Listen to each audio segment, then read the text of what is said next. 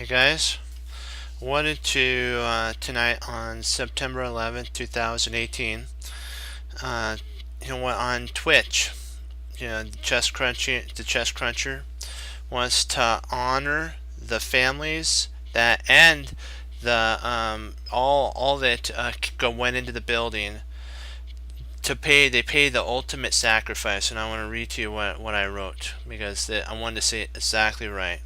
To the heroes and their families that gave the ultimate price during the 9/11 attack on the World Trade Center, I would like to say we need to honor and thank the Lord Jesus for them.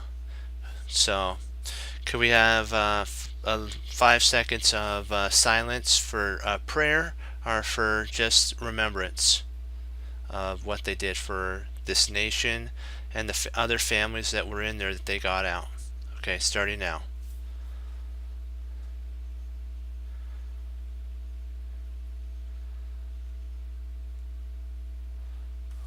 Okay, now we will start in to our lesson. Hold on. Let's do our. We're gonna do a casual game of 10-minute because we did some reading last night.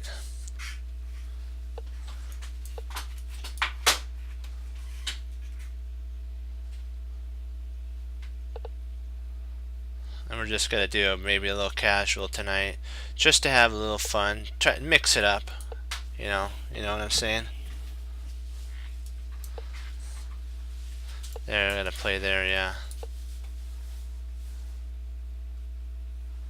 He might play here.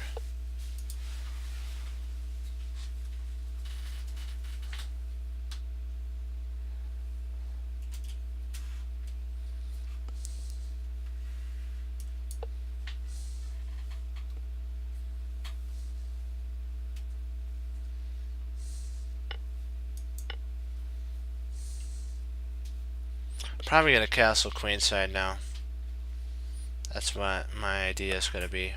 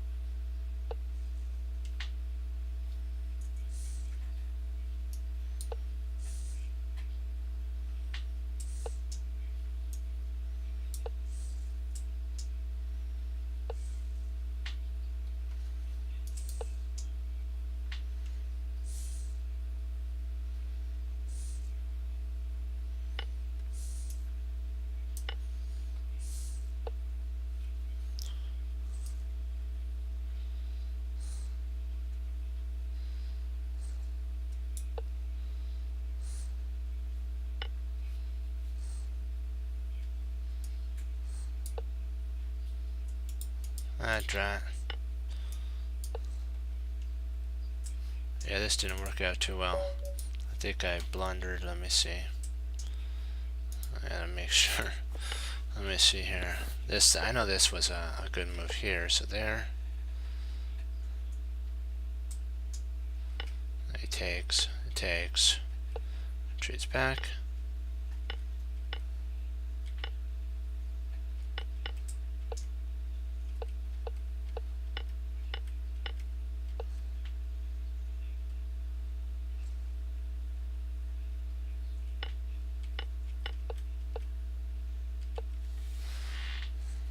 Probably should have taken at that point. I missed that takes. Okay, we'll do another one. Not to worry, guys. Remember, this is all about learning. That's what we have to keep in mind. Come on, don't lag on me now. There we go.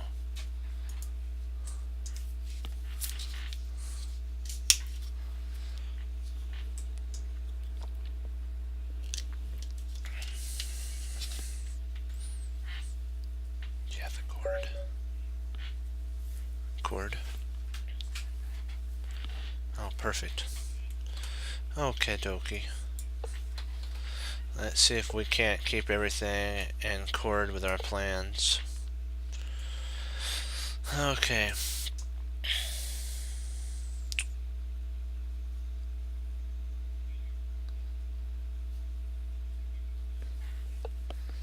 Let's see, let's see.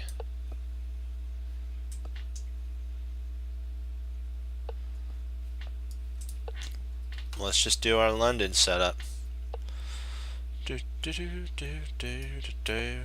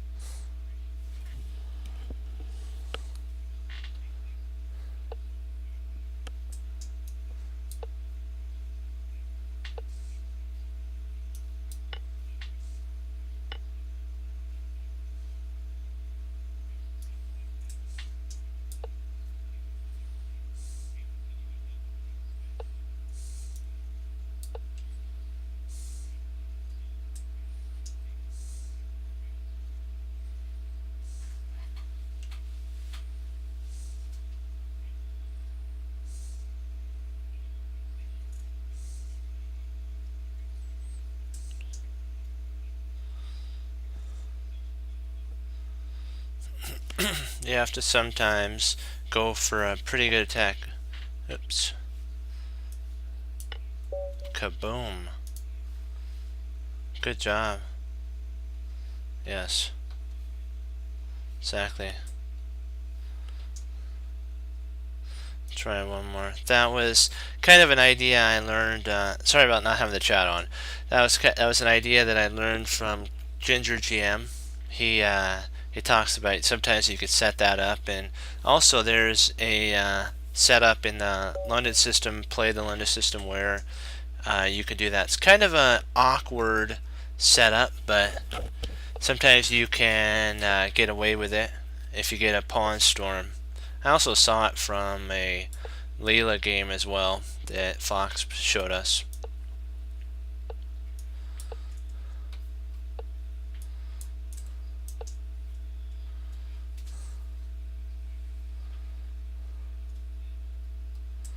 Uh oh, I should have moved here, drat.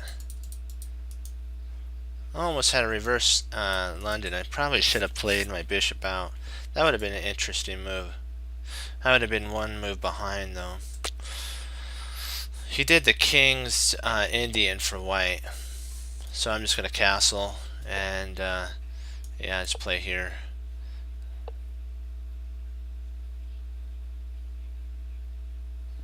And let's see, what do I want to do? I'm trying to remember the king's Indian. I think you can actually attack on the side here. You want queenside expansion in some lines. I'm going to reroute since the king is now on the king's side. I'm going to try to get my pieces rerouted there.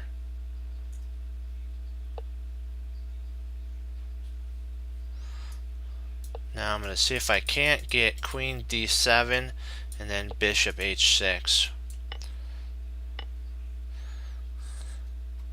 And now I'm going to lock that down. Let's see if I can't get bishop to h6 here.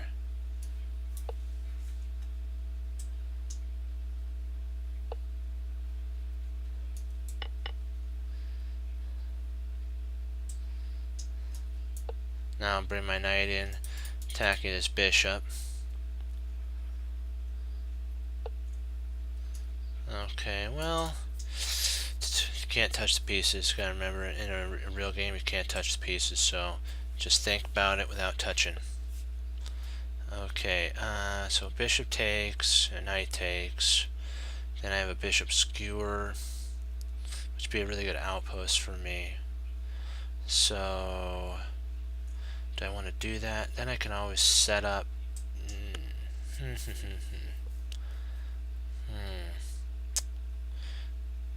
This is a really nice outpost, but I don't want him to take and ruin my structure. Well, do I want to take the knight and develop his knight? Yeah, I'm just gonna take the bishop. Yeah. Yeah. That was this is kind of my idea here, but oh, it kind of, yeah, he has to defend that. I just didn't want to. He had a bad bishop, and I was hoping that I can get something out of it, but I don't know if I got enough for that.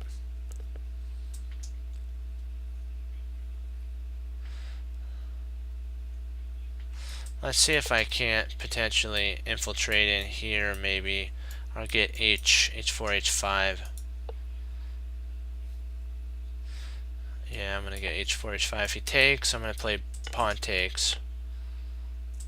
And now I have two passed pawns with a really active queen, and I can bring my rook over. So I have a lot of play here.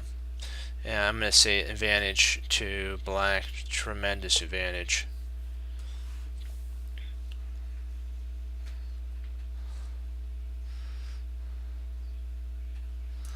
Okay, I'm gonna see if I can't. I'm gonna do a check first, and then push this pawn. See if I can't maybe get a mate or something going. Mate in attack.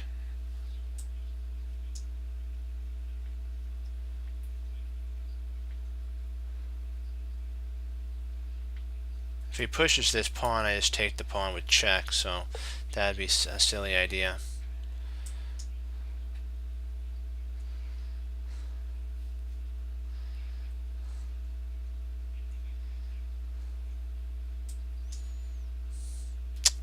Let me see, what do I want to do here? Do I want to put jam a pawn in there? Do I want to keep taking open, an open idea? I could develop my knight. Yeah, that I like knight here is a really good move, because now I have an idea of a threat there. But no, I don't think that works. He might be able to push. If he takes, then I could take there. If he pushes, I just reroute my knight, and then I'm attacking the pawn. If he pushes here, I just take with check. Queen takes. So here takes. Yeah, that's what I was a little concerned about. Okay, takes there. Okay. I hope I didn't blow this. I'll just bring my queen back, guarding there. Okay, see if I can't. I don't want to develop that rook. I'm going to develop this rook here. See if I can't take scope there. And if he pushes, I'll play knight to f and then in. Yeah. Yeah, his king's pretty weak, so I think I'm going to double up my.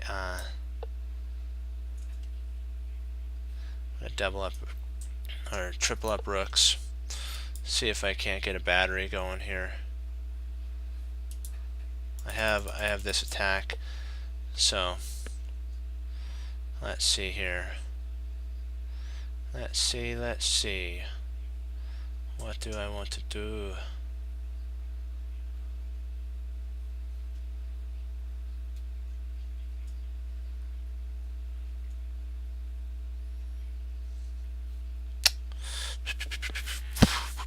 Okay.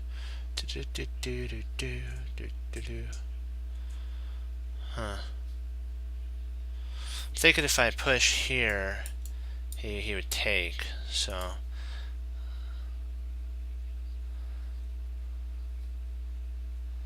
maybe if I play queen and then I push, push here, I could come in with a potential check and maybe even win the queen. Yeah, I'm gonna come over here and see if I can't infiltrate in there. Also guards this pawn. Also doubles up on there. My idea is to play actually g5 and see if I can't undermine his structure. Maybe I could do an Alekhine gun and reverse Alekhine gun, put a queen there maybe, then have a queen at the very end and 2 rooks and a queen.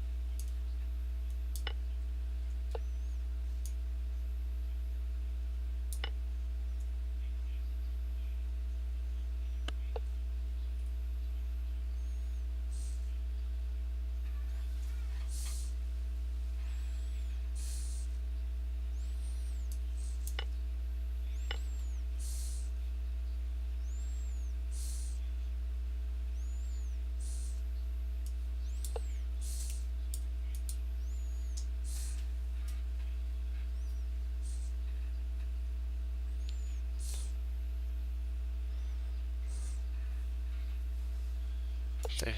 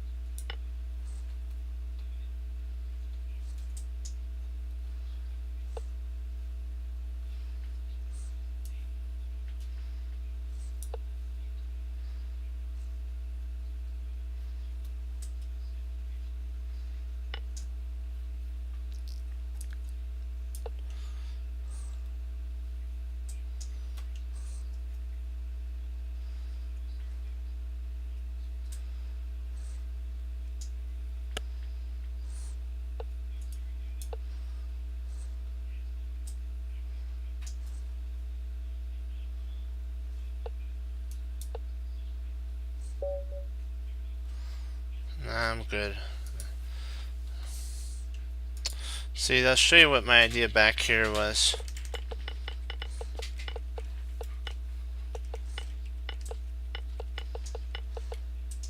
So this idea was actually to infiltrate in, and I was surprised he didn't at this point intercept there. But I actually am not, because then takes, king takes, and maybe knight. I think we still have an advantage at this point. He probably would push, yeah. It was all about activity at this point. I was up a whole pawn.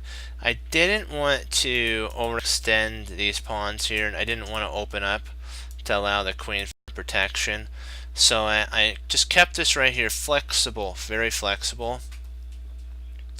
And so I play queen to d6, which is an interesting move. We play queen d. That was a mistake, and so I just hopped right on that with g5, which if he plays here, I would have jumped right in. Oops, wrong. My bad. Right here. That's what I mean. Get rid of that, because that was mouse slip. You will check. He comes up, and now kaboom! Rook checks, queen checks, rook checks, king, and then bang. That's kind of one idea. Then if he plays rook, you always have queen to. Oh, you take the knight. Yeah, I'd probably take some time and look at that. I wouldn't have played there. You have to look at your candidate moves. And now there's just so much advantage here for let's see where our opponent went awry, and then we'll get on to our other lines in the London system. So I played right so far, knight in. I was thinking about this, but I really was. I didn't know if it was the best line, because it does make a huge fortress wall. I mean, a huge barricade wall, like a linebacker in football. You have your huge line, but I was just a little concerned about the breaking at that point. And I guess I could play d4, and then he can play c4 and maybe go in for a slight bind, but I don't know. That'd been interesting for sure. So bishop d6, I just developed castles. I just played a g. I played a5. I remember this from a portion of the French. If sometimes they allow you to get queenside expansion, this also allows our bishop to get out as well. So I pushed, which was forced. I retreated back.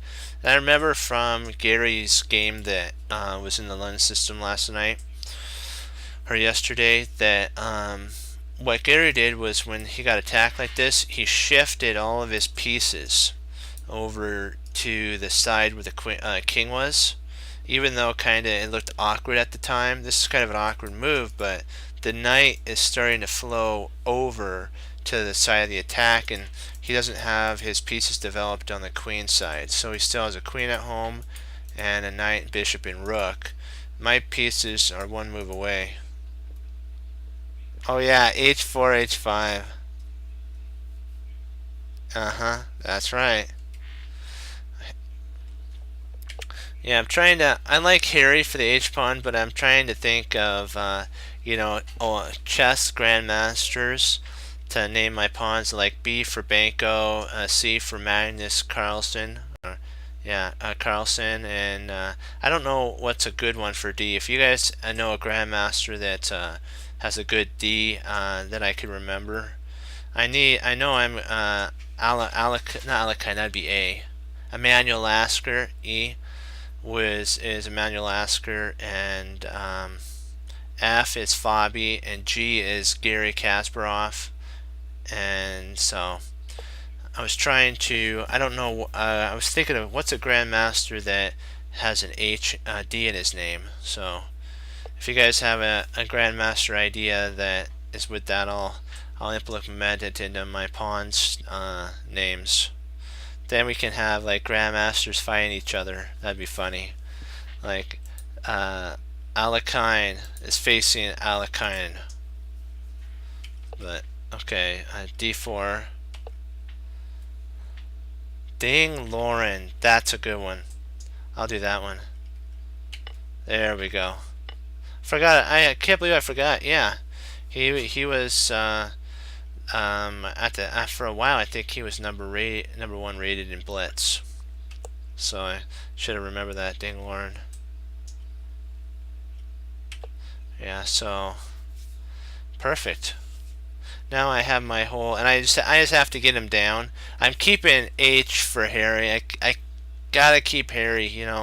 He's our soldier that always is the brave one. So I can't make a name for a grandmaster for Harry yet. I'll have to find somebody who's like a grandmaster that has like bravery for H. I'll find one, but until then I have to keep him our Harry the H pawn. So and our idea is to go after h3. There we go. Bishop takes, king takes, knight comes in.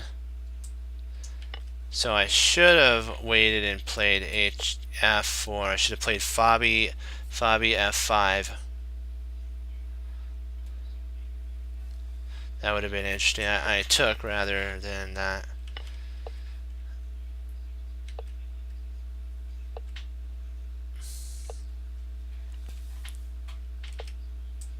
that I played Harry. And then Alekhine took, and now he's on Banco's territory. B. I don't think Banco would mind. He has a twin brother now. Banco number 1, Banco number 2. So Banco number 1, his twin, is protecting the other Banco from pushing any further. And so I want to keep Banco number 2 in play right here. And Carlsen will keep Banco company. Sometimes maybe a Banco will protect Carlsen, and and then maybe Carlsen will protect Banco. So number 2, of course. So I should have played G F4. So Harry F4 would have been good, huh? Check. Move back. H4. So at this point, Carlsen to C3. Carlsen 3. Or 4 to C3 would have been a good move. Banco would have protected him, or Banco 2 would have protected him. Let's see what would have happened there. So rook slides, rook slides over. Trying to, okay, then, alright, you get a rook. Oops, wrong spot. I'm always curious about this. Okay, she's doubling up. So the queen retreats back. Okay, so the computer's really interesting when it comes to that.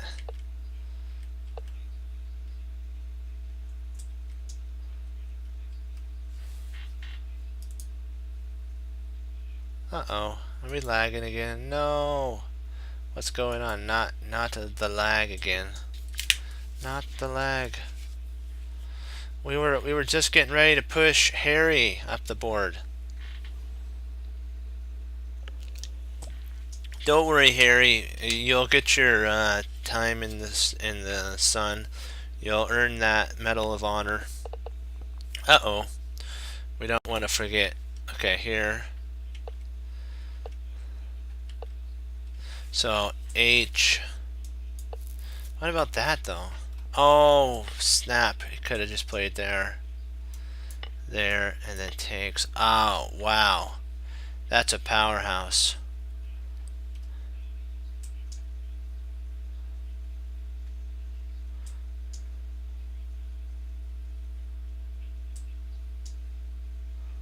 That is true. I agree with you. But I can't believe I didn't see that. I was a little concerned about the pushing. I forgot our idea. I had the idea of going for mate here, but I let the threat of this pawn kind of make me play passive. I gotta not do that. Just go with your plan. Go with it. Check. We pick up another pawn, and we have this massive pawn chain, so he comes over. I think we would just, we'd be able to jump in and then jump down if he comes there to undermine that. We could actually just bring a, oh, he brings a knight in. That would work too. If he attacks there, we are coming up. Oh, okay, because now we're getting ready for the push. And if he takes, oh, snap, we're threatening mate. Wow. So he's going to actually have to come there, then we grab the... Oh, wow. That is nice. Really nice.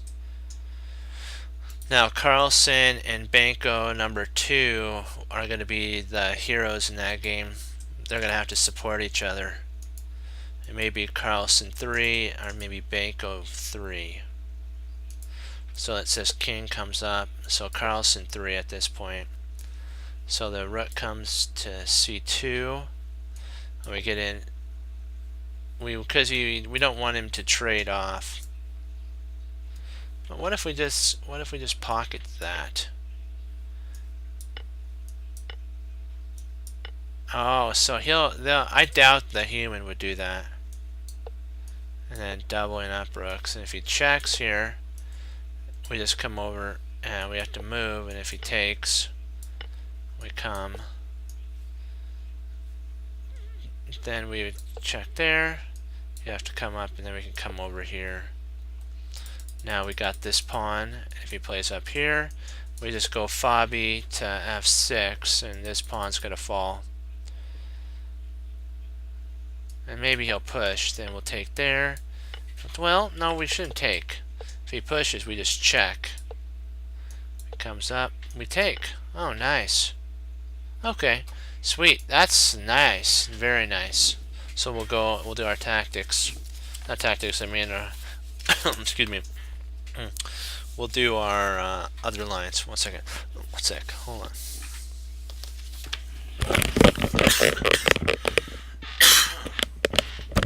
Excuse me. Swallowed wrong. One sec. I drink water.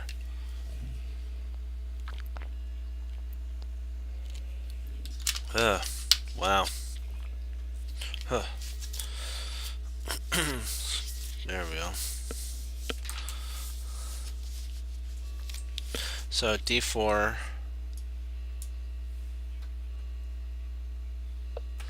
and e5. Yeah, this. Oops. Why is it, there we go. Perfect. This move is a mistake.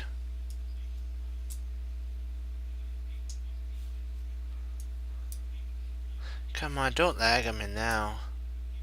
Don't lag him in now. There we go. Mistake.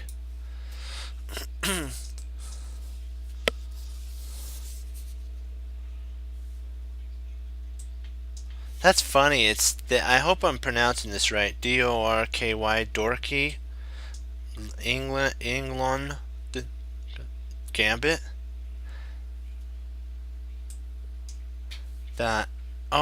England Gambit. Who'd have thunk? Wow. That's interesting. That is interesting. Which is seen at club levels and also used in blitz games in an attempt to confuse their opponent. So this is kind of like a try to confuse your opponent move. Well, which is kind of risky. I can understand why they would do it in blitz. It's really fast, and now you're going to have to defend this pawn. In your mind, I have to keep Ding Lauren took Emanuel Lasker's square. So now we have two Emanuel Laskers, one on e2 and one on e5. So we'll see if Fabi can maybe support Emanuel Lasker number 2, or his twin. Let's see here. So knight c6 to go after Emanuel number 2. And we go knight f3, e6. We're gonna have to give this pawn back, and knight c3, but we're giving it back for development. Oops! Come on! Don't lag on me now. Come on! Oh, thank you. It didn't lag on me.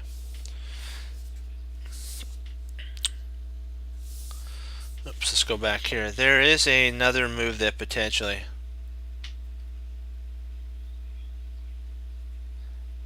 Oh, the Petrov? Okay, we'll look at that. I could do B for Bobby.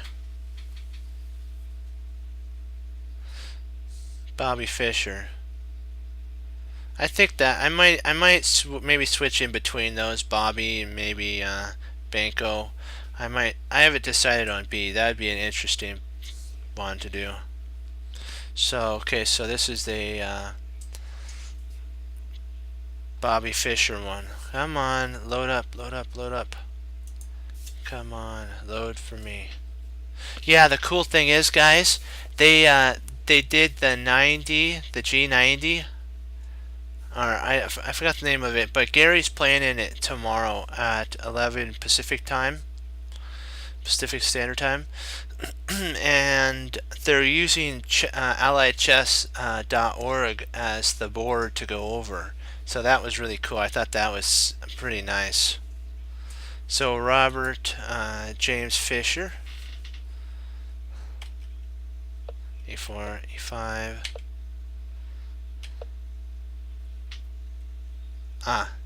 960. There we go.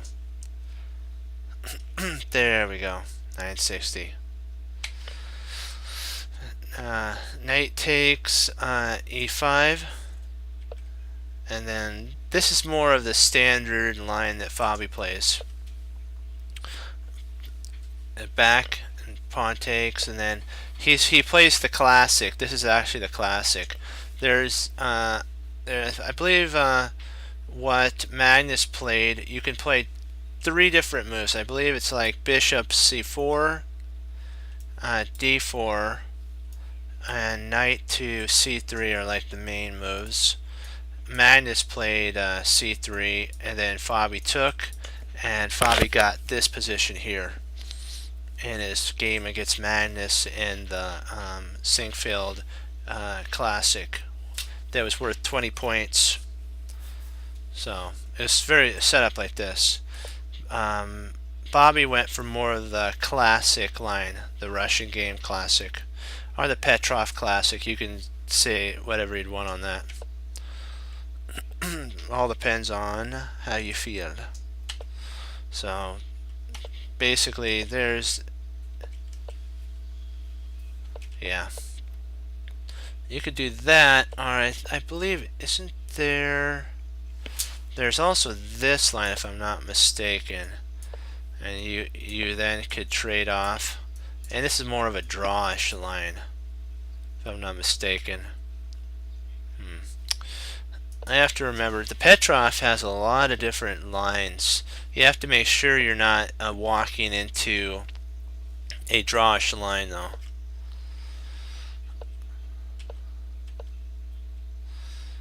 Castles, castles. It's more of a strategic long calculation line. That's why Magnus went knight c3 instead of d4 or bishop to c4. He wanted to keep it, you know, not simple, but more straightforward on the plan, more of a king side. The queen side majority, it's kind of awkward, and Fabi created a weakness. So, like back here, I'll show you. Here, here, and then there. This is the weakness I was saying. Okay, c4. We'll do c4 now.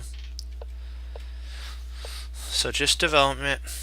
Fontaines takes, and then bishop f4. Nice. Queen d2. With the idea of bringing the last piece into the fight, with the queen stayed there, and let's say bishop here, the rook would come over and Bobby would have his last piece in the fight. d5, knight b4, which is actually a dubious move. I can understand why. You want to keep your bishop here on the board, and really, I guess the best, no, that would be a bad move. I was thinking here, but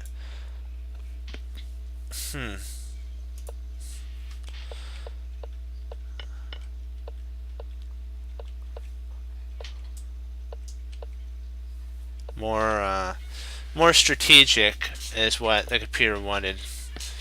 Bobby lost a 0.6 advantage in his play. Knight takes e4, bishop takes e4, and then knight to a6. Knight d4, and now he's holding on really good in this line. I like White's position. And then rook to e3, rook e3.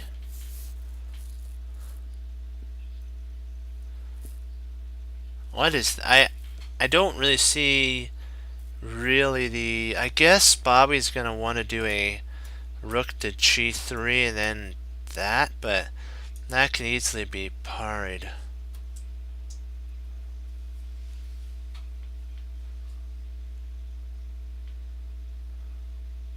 Running over.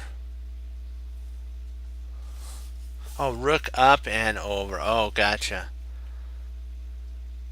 Hey, how you doing? All right, good. Glad to have you guys there. Oh, that was dubious. Just bring your queen in, yeah. Because you're threatening here. But I gotta tell you, I don't know if a human would play that move. That's that's kind of like a berserker. You'd have to be really have a calculation line for that. Because who would throw their queen right into a? But it's funny, you can't attack it. It's like that's hilarious. You can't attack this queen. It's like a thorn in our the bone in the throat of black. I mean white. So. That's an interesting move. So that actually helped. That believed Bobby's threat. And this, oh, I get the idea. I know why this is played. Duh. If he tries to take here, he can't take there because of that. So he plays knight to e4, which now attacks and here. Okay. And then if bishop takes.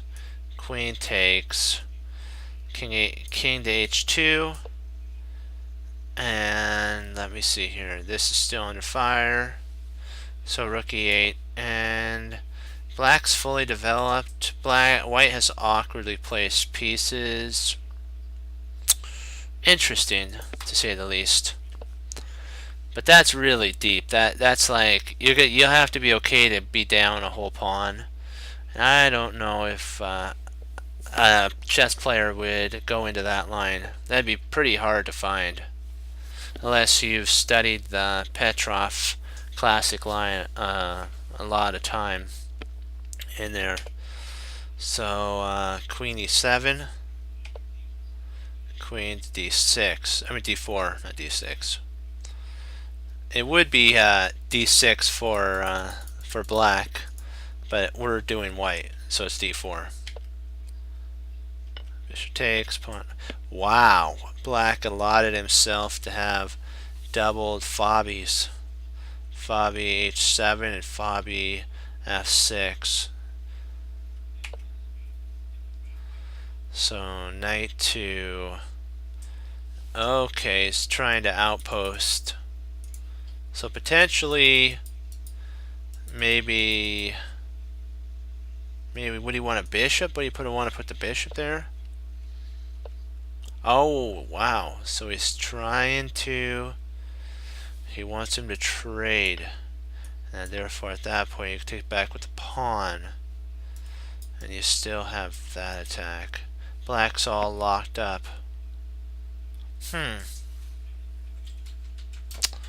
maybe rather than take with the pawn, we would take with the bishop.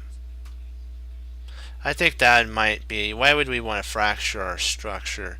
Just keep it intact. I like our structure. Just take with the bishop. There's no way his other bishop could get out, so we have plenty of time to put it back. So I don't see any need to take with f3. So we just take with there, yeah.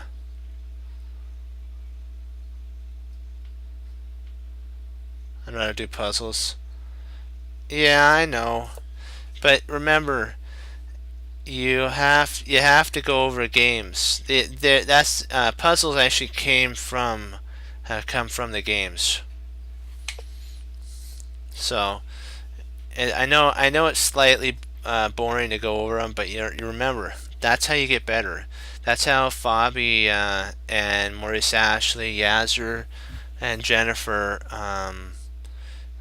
They say this reminds me of a game Alekhine played and stuff like that. That's how a lot of these games, a lot of these openings came to being through games, and we have to remember that. And then that's a sweet move. I like this move. That's kind of like a Bobby sacking a pawn so that boom, gotta love that. So f5, bishop d7. which is dubious. And kaboom! Knight takes h6. Now we have a passed Harry. I was thinking about naming the pawn Hikaru Nakamura H. Maybe someday I'll get over calling it Harry and name it Hikaru. But Harry's still our hero, and he goes down the board really strongly. So it takes, check. Look at oh, that's so cool. Look at that. Wow. Wow. That's deep.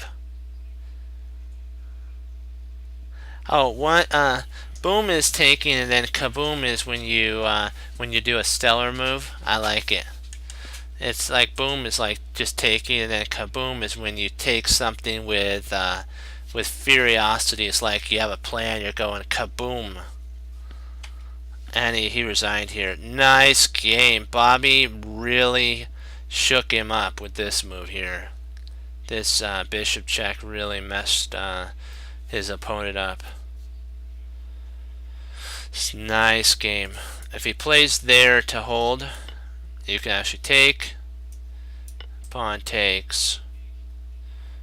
And you're up a whole piece in that line. Just retreat back, and the rook has to run for its life. We'll say back. And then kaboom, which, remember, we do boom for just taking. Kaboom is when it's super powered. Okay, we'll do our London system. Now, that was a good game. Thank you, Play the Grub.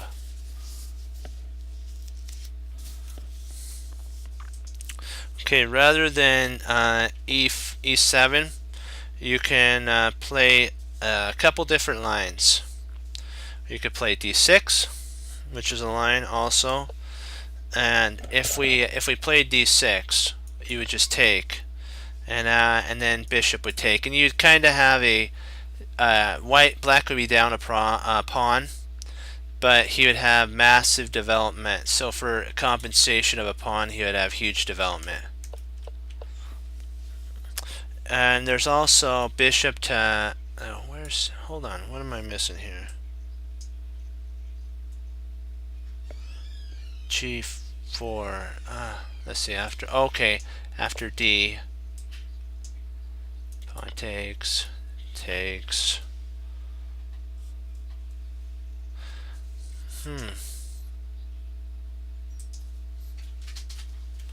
So G5 is rather than taking, so G5 is an idea. Okay. And then if the bishop comes, and then play bishop takes, queen takes, pawn takes, queen takes, queen takes, queen takes, or pawn takes, queen. Wow. That does create an isolated pawn for black, and he's still down a pawn, so yeah, pretty bad for black in that line. So we'd have to give G5 an exclam mark, because that has a lot of threat to it. You gotta love that. This move refutes black's opening, basically, the C3. White remains a pawn for the better, but we have to remember that compensation-wise, he'd be up development. Even if the knight took here, and we took, and the queen took, we still have a developmental advantage by one piece. So, like, let's see here. You could play bishop to f4 if you're wanting to hold the pawn. It allows black to regain the pawn with queen. Oops, wrong spot.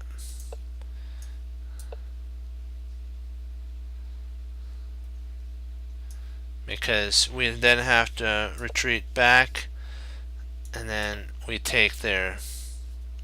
Knight c3, and we're threatening to play basically a3, rook to a2, or Alekhine a3, and then rook Alekhine 2 to attack the queen, and maybe even trapping. So that's kind of why he just decided, you know what, we're not going to do it. So knight takes, and then e4. Now we have massive developmental chances. We have our bishops coming out there, our bishops coming out here. Yes, we're down he gets his pawn back, but at what cost? c6, with the preparation of potentially going d5 later on. But this allows for even b4, a5, Bobby a5, and Alekhine a5 as well. So bishop e2. Black was actually, if white had played, hold on, let me see here. If white had played this move here, he would have actually been in better shape, because we have knight jumping in, and we also have bishops. Yeah, ouch, wow. Yeah, this does give white better compensation, but it's okay too. E2 is more of a passive move, because you're wanting to castle and you're still holding on to your pawn. Black is so cramped at this moment. So d6, actually, yeah, d6, because he can't go d5. We would take, and then knight takes. So he has to get his bishop out somehow, and that's kind of the only way. Now d4, yay, we got d4, and now we're threatening a fork.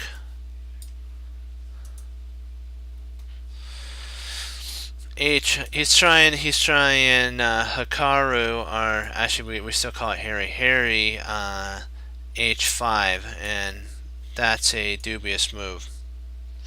It's not the best move for black. Black he should have like dealt with like a pawn sack and maybe just played d5, or maybe push the pawn and maybe try to get a bind on the queen side. But we're dealing with optimizing. Black sacrifice is actually an unsound way of attacking. He lacks development, and he's trying to get an attack, but he only has two pieces, and even this queen's kind of awkwardly placed. But white has 3, if you include this bishop ready to come out, 4. So he's got 4 versus 2 developmental advantage. So I would not be trying to do that. So the pawn, white goes, are you serious? Quoting from Paul Begley, are you serious? Are you trying to actually attack me? That's ridiculous. Totally crazy. And that isn't berserk, that's just crazy. H5. Berserks are focused on one thing. This is a not very wise decision, if it was berserking. Let's see, of course white opens the game with such a large developmental lead like we just talked about. So f4, hold on, did I forget? Oh, I forgot ace. That makes sense now. I played, instead of that, he played g5. Oh, I knew that the grandmasters wouldn't do that. So there is a good move for this. My bad there. Castles. Now h5, dubious. Okay. This makes more sense. Setup. Sometimes in my notes I forget to put a line, and some reason my eyes just stream down to the next one, and it does make a difference. Like now, this is a ridiculous kind of move. That's very silly. You're not even developed here. You're trying to go for an attack. I guess if you're wanting to scare your opponent at a lower level, this would kind of put some fear into your opponent. But because they're so high level, the opponent's like I talked about. Are you serious? You're really gonna do that? I have a rook, bishop, and everything coming down. So g takes f, bishop takes. Now we got this bishop developed, that bishop, that queen. So all of white pieces are developed, and we could actually, because our development's so high, so superior, in some lines you can even sack a piece because you have so much development. I've done that before. I've sacked 2 rooks and ended up checkmating an opponent because of their development was so unsound. So bishop, knight h4, or h6, queen d2, and so g4 for black.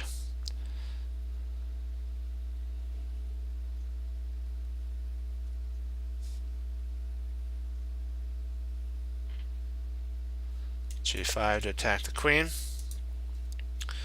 Queen d7 for the pawn protection. And knight to d5. Here's the sack we were talking about. Oh yes, gotta love it. Berserking to the limit, yes. This sacks a pawn here. If he takes, oh, you are lacking development. And if you play here, what to do? What to do? Let's see here.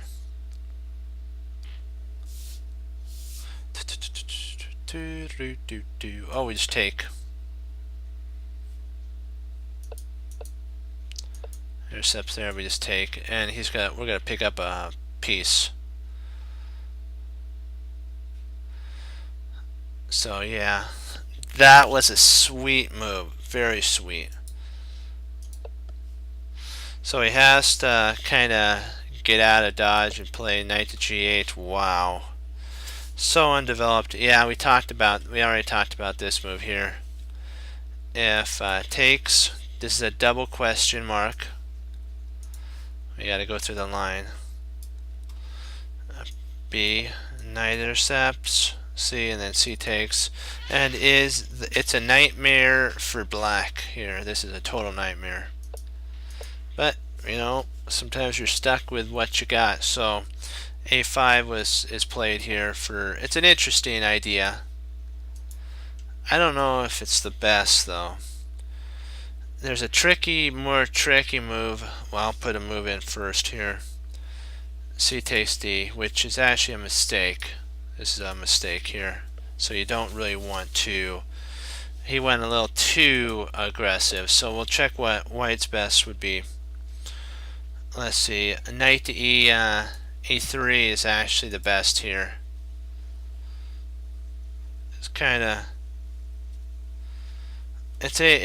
You'd have to at this point be okay with the awkward placing of the pieces, because your idea now is to trade off and then drop a knight in. So I don't know who would do that though, because it's a little too tempting just to keep your knight there and allow the sack because you're so far ahead in development.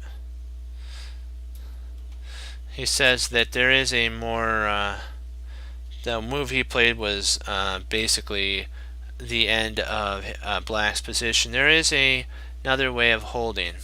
Rook to C. Was it C? Oops, sorry, not D. It was C. I gotta read my notes. Rook C1, C8 is actually an exclamation mark. This is the only way to hold for black, but you have to see the sequence moves. You have to be okay with that move there, first and foremost. and after knight takes, bishop takes with this fork here, and b3 to attack is an exclam idea because it's going to kick the queen out, and everything holds. It's the weirdest thing. Black would stay, he would still stay alive, but he's still undeveloped. Not as good. He would have to retreat his queen all the way to d2 to protect. Actually, no, he doesn't have to do that because the knight could protect it. So maybe he could. Maybe he could play there and see if he can't. I don't know. That is a tough situation, but this is just crazy. This is just not with principles. You don't open up the position when you're down. And let's see if he plays bishop here. That would be interesting. Yep, bishop b5, kaboom. I give that one, even though it's not a takes, I give it a kaboom because of the pin, how strong it is. Knight c, and then, oh wow, he didn't take. Wow, wow, wow.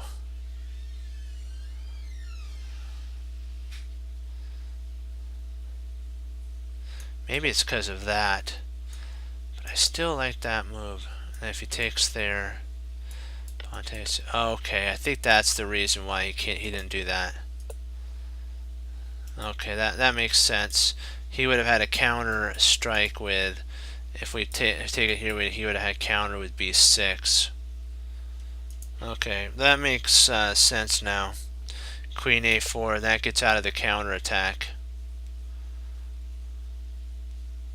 And even if he plays a6, we don't have to worry about taking, because if he does like a6, and let's say we play pawn takes, and then he takes, we just grab the rook. So a6 can't be played here. So rook to c8 is actually a very dubious move. I almost think it's, they say dubious, I almost think it's a mistake. Close to a mistake almost.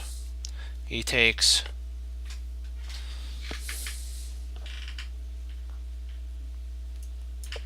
And then g, d takes the pawn, b takes, knight takes c. And that's the death blow.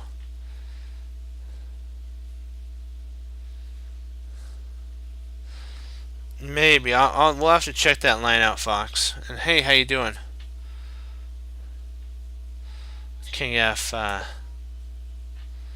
then knight to e5, which we have this here. You've gotta love that. That's just so sweet. So let's take a look here. Okay. Here we go, back here. So we're talking about, where are we?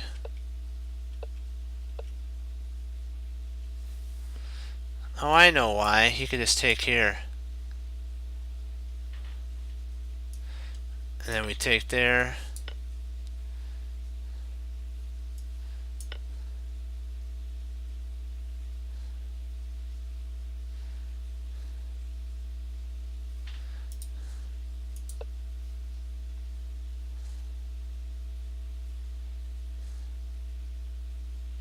Yeah, I see that.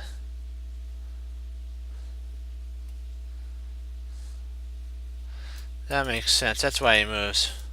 She just moves there. That makes sense. I didn't see that at first. And so we'll go back to the summary, and then we'll start into some of our puzzles. And if you guys got games, we'll do that too. Okay, this move right here, the Inglon Gambit, is a it says it won't lose much. You won't lose much sleep over d4, e5. So don't worry about it. Just take, develop like what we talked about, and keep pushing forward.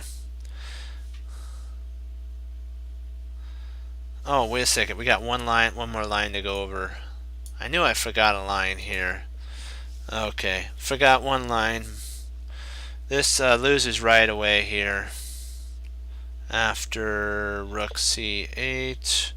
So he has to do something other than rook c8. E2 loses to knight takes. D takes c. Queen takes check. E7. Knight d4 to double attack. D5. And then queen to E3, and black's kingside is stagnant and not going anywhere. We have a pin here, attack there, attack here, and it's all over but the crying.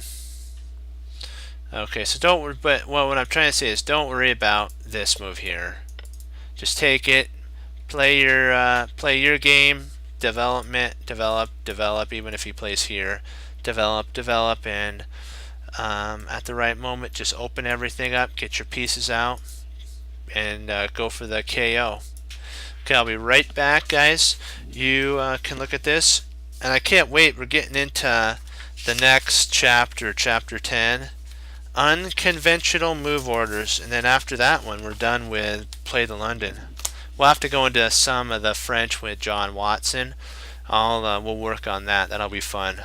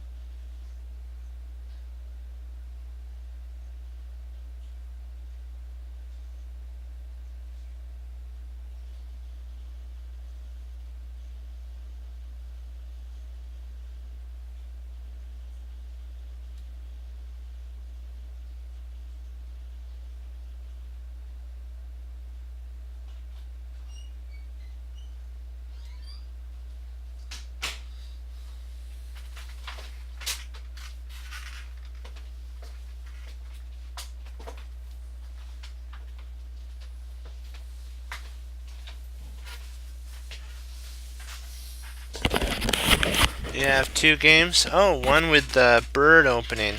I believe didn't I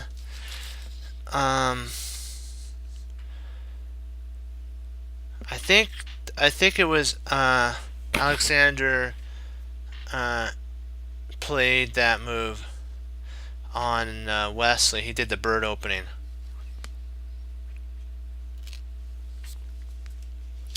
Or was that a different? Was that wasn't the ready, was it? He started with F4. He played F4 for black. Or white, I mean.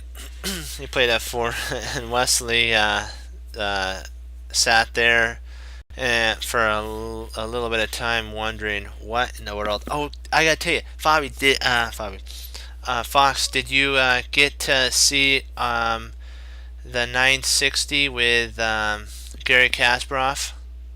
They used Stockfish. They used the engine. I was hoping they were going to use Leela, the learning engine, but they didn't. They used Stockfish. That would have been nice.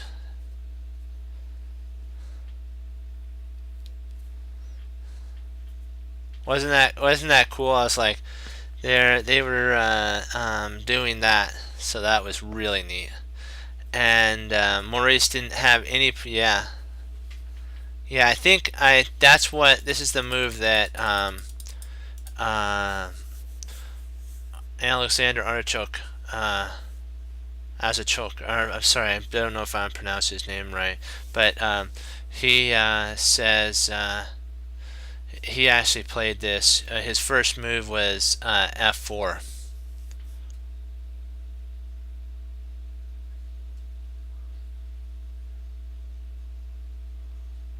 That was today at 11 a.m. Pacific Standard Time. No, no, no, no. It wasn't Kasparov versus Stockfish. Sorry. I should say they used Stockfish. No, no. Gary Kasparov didn't play Stockfish. Maurice Ashley used Stockfish when he was analyzing the game between Gary Kasparov versus Topalov. They used Stockfish, and I was hoping that they would use the engine Leela, because Leela is stronger than Stockfish, and I would have liked to have seen what Leela would have said for some of the moves that Topalov and Gary played. That would have been an interesting idea to have seen what that engine would have said. Maybe they could have had Stockfish and then Leela, and they could have had both of them and then said, this is what Leela wanted and this is what Stockfish would have played, and then looked at both lines. But they didn't. But that would have been an interesting game, wouldn't it have been? Kasparov versus Stockfish. That would be an interesting game. Yep, exactly. Yes, that's right. And I think they're gonna have it tomorrow at the same time too. Yeah. So I wanted to tell you that. Yes, it was. It was played at St. Louis Chess Club, correct? And if you're, I forgot who Gary's going to be facing tomorrow. If I'm not mistaken, I think the players is Sam Shanklin, MVL, Wesley So, Peter Svidler, Anish Giri. Let me see who else is there. Oh, the Cuban Grandmaster's there. I forgot his name. Domingo. I hope I'm pronouncing it right. So let me see if I got it. I want to, because I think there's like 10 players. Let me see. So Gary Kasparov, Topalov. So Gary, Topalov, Sam, Svidler, Anish Giri, Svidler. No, did I say? I think there's. Boy, I better. I'll have to write that down real quick to make sure I'm doing it right. I'll just abbreviate it with words. So, because I lost track there for a second. So G T S. So Gary Topalov. So S for Shanklin. S for Svidler. G for Anish. D for Dominguez. So 1, 2, 3, 4, 5, 6, 7. I'm missing one. I'm missing one more because I think there's 6.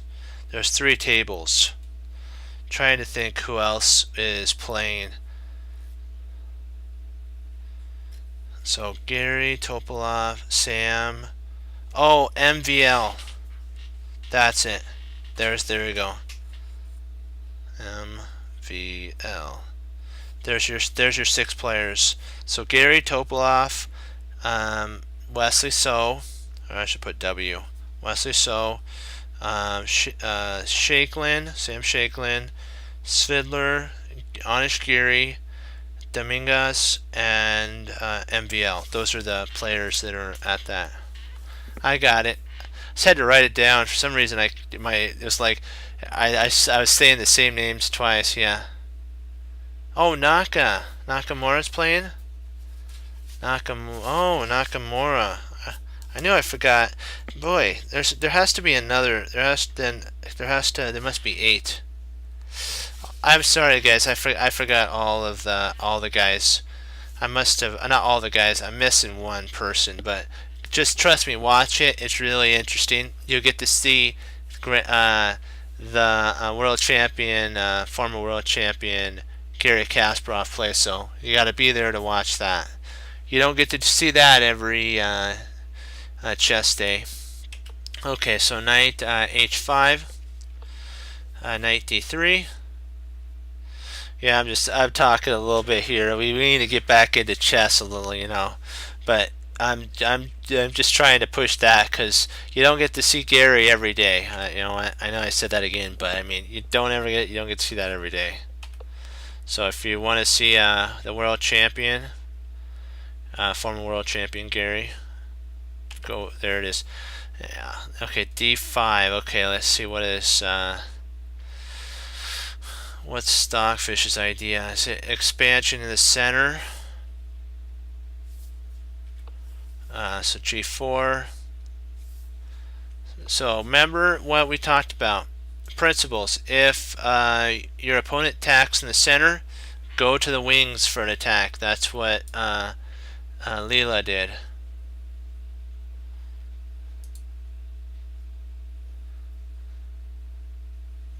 So h5 that's why knight d3 was played. So let's go back real quick. So here, the idea was queen to, so knight d3 was actually to prevent, let's say he played this here.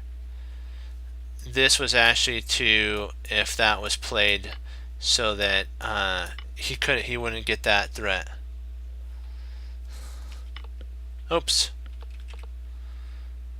It's to prevent this move here, guys. That's why this was played to prevent this move, so that if that was played, the knight could sack, and if the pawn took back, the queen would grab the rook. It's an old tactic. You just gotta be careful not to get sucked into that. Many mates have been played too. I think that there's a mate as well. Let's just say black makes an inferior move here. This would end up potentially almost being a checkmate. I believe that is mate. And then if he tries that, you always can just grab that with check too. So you gotta be really careful with what you're how you're playing, because you may end up getting mated. There we go. And then there we go. Now we're at the right point. So bishop g2. Now we're developing our pieces, and potentially we can castle, but I don't know. Right. White castles, and then black decides to castle after white castled. Surprisingly, white is better developed here. True. Very true. The f4 pawn would fall as well. So white's better developed, and so he actually could, the engine could bring the pieces in, start flowing the pieces in, and then you have that, and then you have your knights here. At the right moment, kaboom, or boom right there. Excuse me. Rook f3, knight b6, and then a4, c4, knight f. And remember what we talked about? The pieces are going to start flowing over to the king side, like how we played, and how the pieces started flowing in the game that I played. Well, that's what I was talking about. that the engine has them flowing over, and the grandmasters know how to flow their pieces over to the side to attack the king. It goes back to a Keto principle. When your opponent is heavy on one side, they're always light on the other. And that's also how a catapult works too. If you have a heavy thing and then all of a sudden the board is like this, you toss something even heavier and kaboom, and then it catapults it like that. That's how it works. So A5.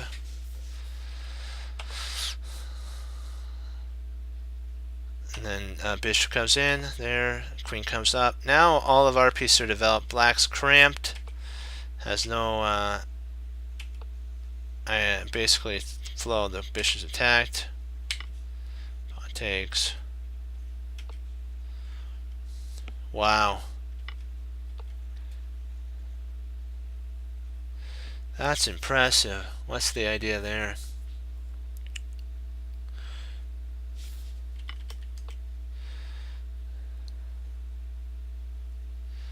Oh, I get it. The rook can't take. I'm bad. My bad.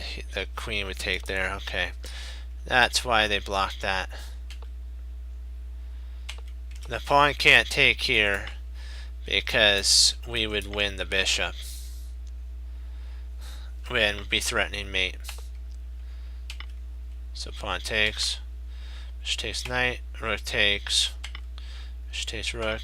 Bishop takes. We're attacking the rook. And maybe, do we win a pawn there? Oh yeah, we win a pawn. Nice. One second, I need to drink water and we'll continue onward.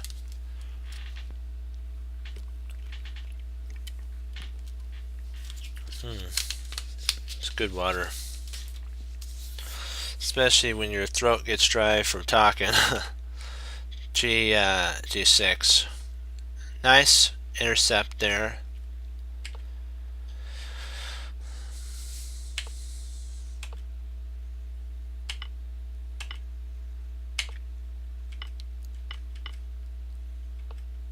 Wow.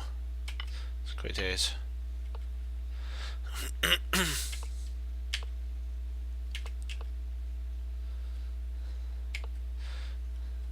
I like how the engines convert. Let's see, they have 5 versus 4. I like how our 6 versus 4, how the engine converts their advantage. They just slowly convert.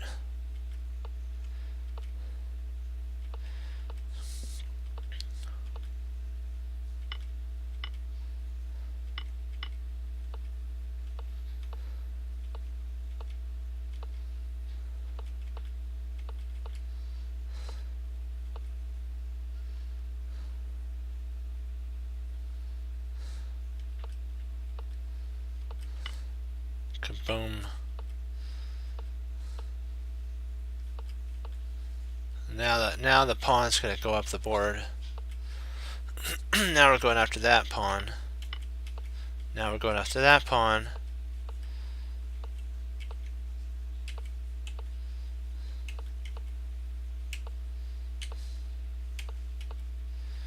And now we just got to be careful with all of our pawns. Push the pawns up the board. And there's now no hope that these 3 pawns are just going to storm, and White's going to somehow try to trade off his knight for this knight and then use his majority over here for victory. That was a really good game. The engine converted its advantage really well.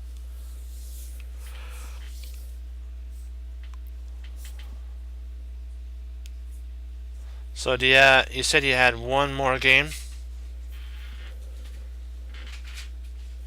Or would you like to go into tactics or puzzles?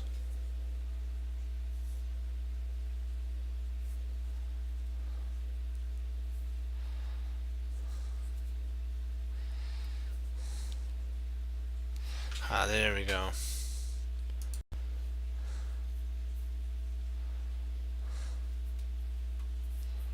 Oh, it's black, same opening.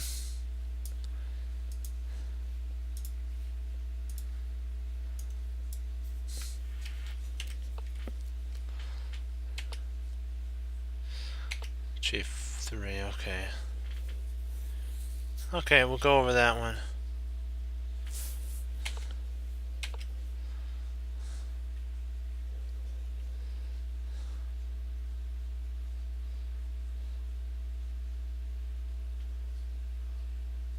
Yeah, infiltration is huge in chess.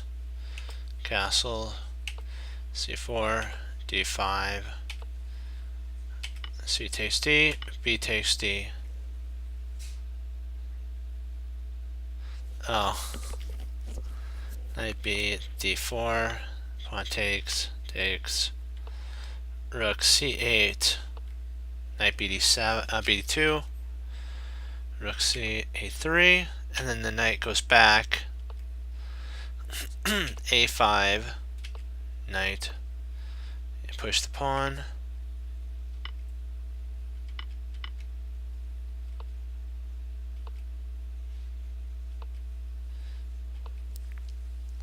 Patience. Patience. You have to be patient. Setting up for the right time to execute. The bishop wasn't placed well there, like in the Spartans. His shield was heavy. It threw off his aim.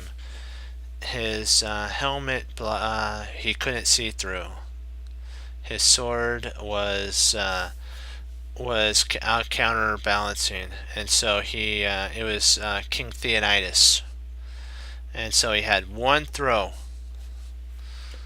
and he threw it and took I think it was Darius, and he got him in the face, and supposedly gods don't bleed, and Darius bled, so he wasn't a god.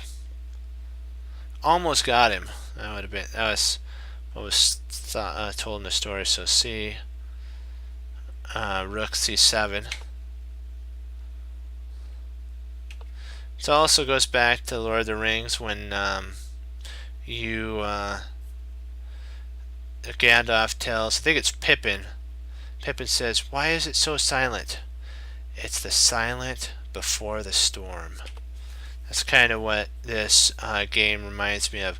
They're building up. There's silence. Pieces are just moving around. They're moving around. They're looking for the right moment. And at the right moment, kabang, the ceiling falls in.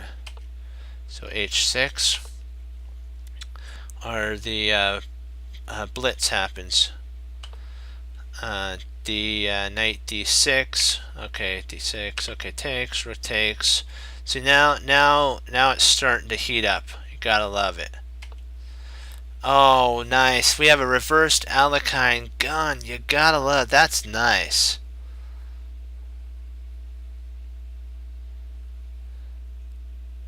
Yeah. Yeah, because you gotta be patient here. You have to wait. You have to wait till your opponent throws the first punch in this setup. But potentially we want to get to F6. Now this is a tough one right now. Potentially you can go B5, but then he can push and have a passer. So you gotta be patient. You can't push, because you'll end up allowing a pass pawn, which will be, like we said again, a bone in the throat of your position, and you won't be able to repel it. It'll be like an infestation of bugs. That there is no Terminex. So rook D1. So back. H5. Okay.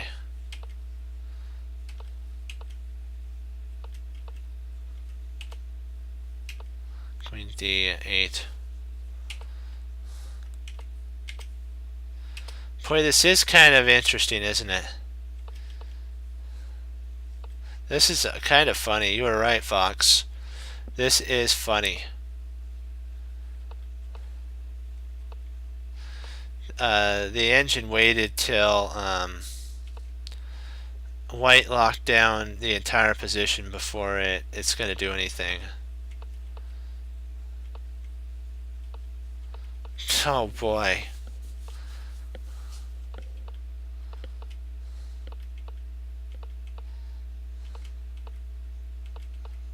Wow.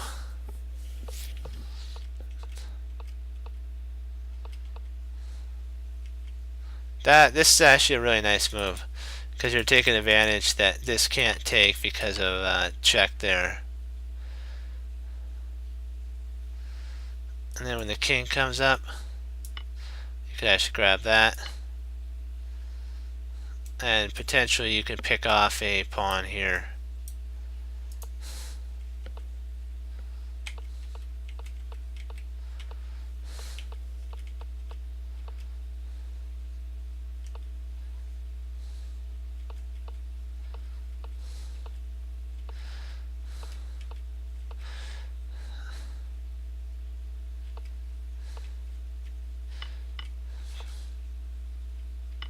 Kaboom.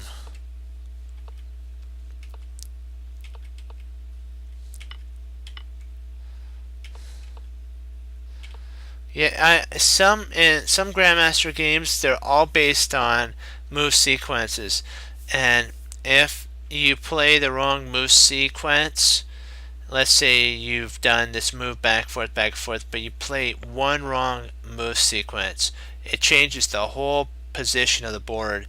So the engine knew exactly when Stockfish played the inaccurate move, and it moved in and then executed Stockfish. So just keep that in mind. Be patient. Maybe you have to play a move twice, back and forth, something like that. And if your opponent plays awkward and you could see a win, go for it. Go all out. Turbos. Push the turbo button and zoom. So there.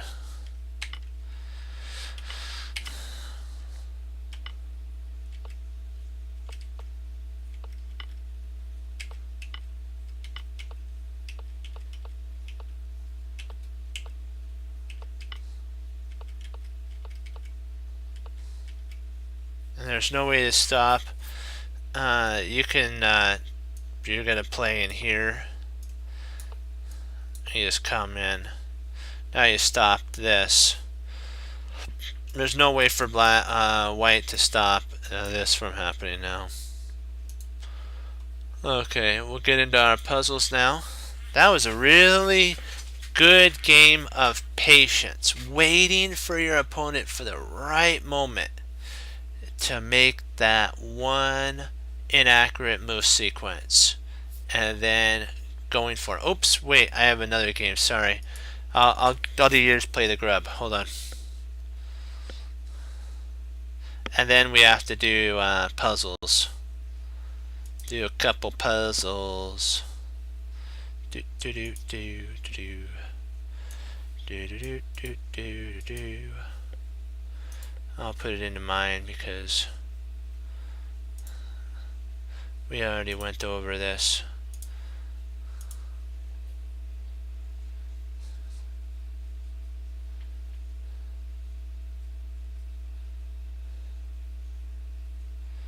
Yeah, it was a small slight. It could be. It's the weirdest thing. It could be almost not a 0.3 to 0.4 disadvantage, and it's just that amount that you need to play in there. And then your opponent's like, I thought this was a draw, and all of a sudden they see a rook go right there, like you're saying, and they're like, oh no, what just happened? So before. Who do you want to play the grub? Who do you want to see?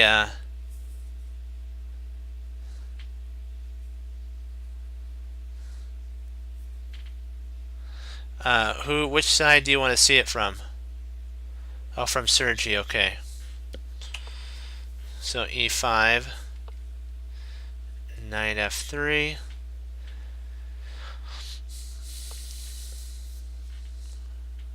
Knight C6, okay. It almost would be a Petrov again if Sergi would just play F6, so.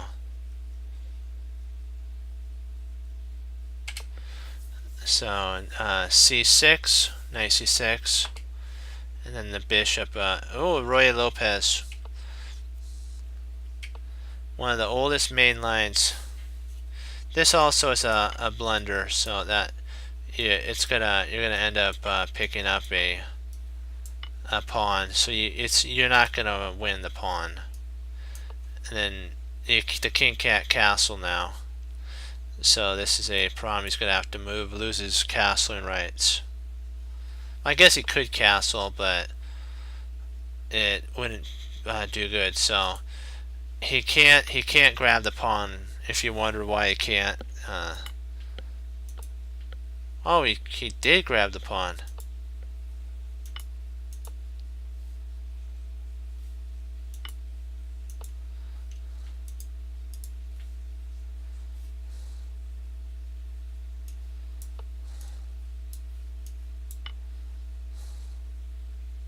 Okay, so either way it would have been good as well. So d4,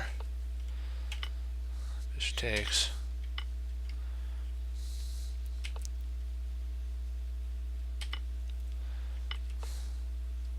Now a slow advantage is going to start. It's not very big of an advantage for white here, but it all depends if black plays an inaccurate move sequence.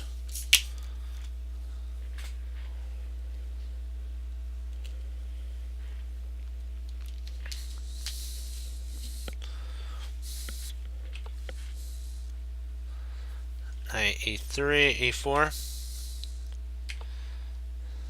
Now he's going to try to get a fianchetto, which the bishop's better there.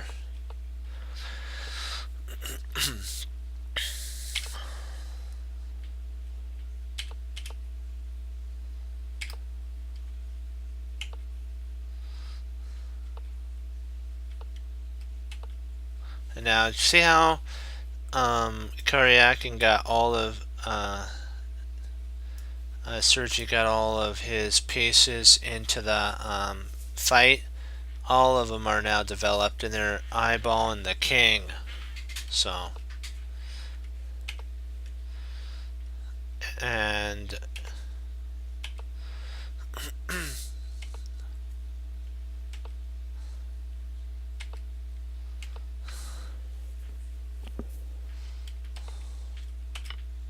what takes? King takes.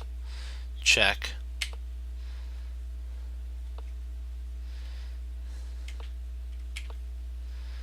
And now we're being able to play g5 pretty soon.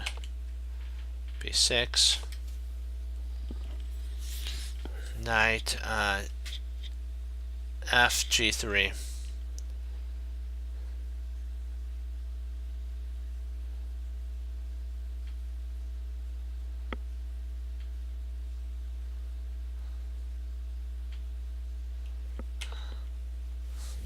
What was?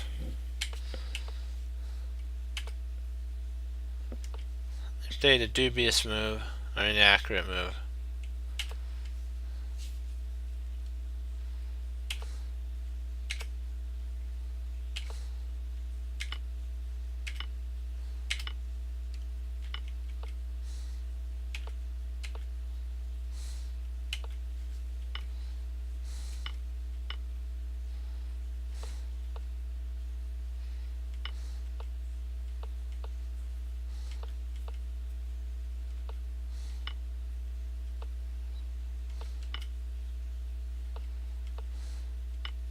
Wow, he's just taking pawns.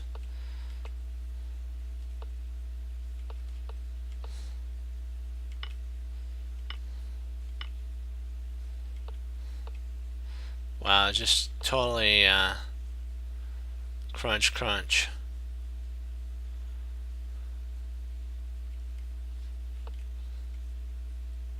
If he had traded here, I believe it's a draw. If I'm not mistaken, I think it's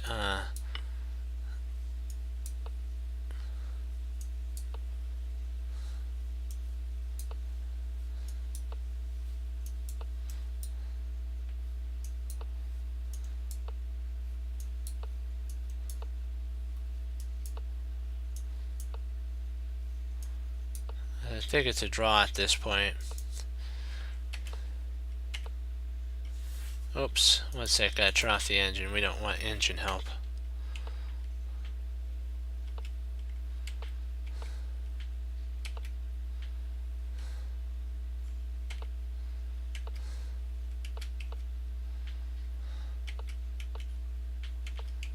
And then see how he's just developing his pieces in.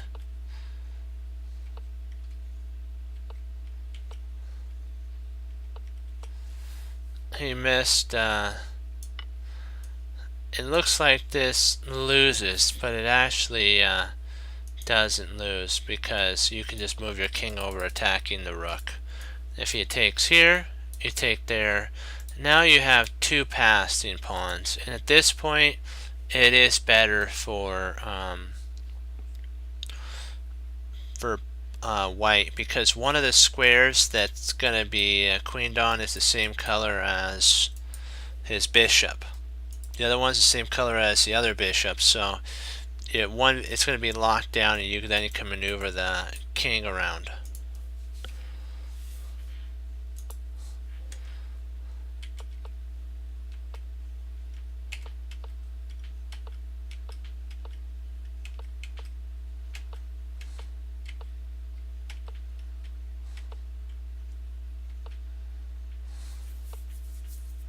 Oops, what's going on here? Turn off the engine.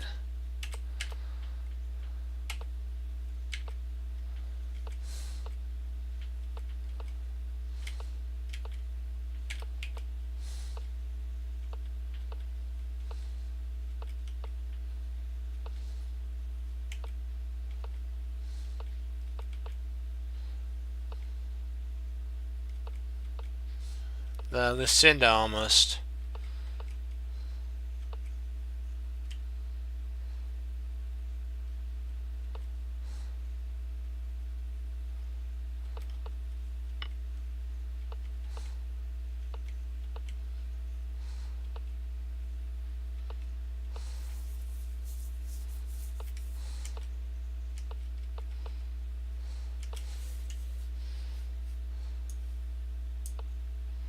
Surprisingly, this actually wins even if bishop takes.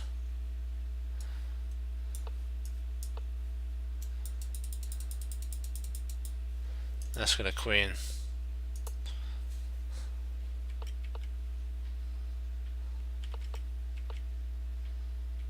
He blundered it right back.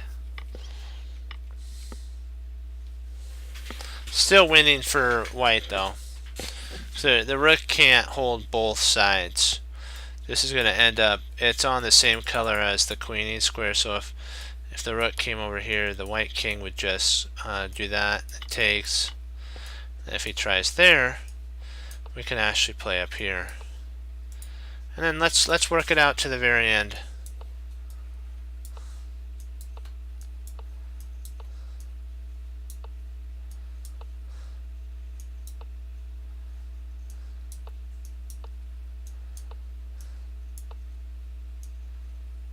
I'm sorry, my bad there.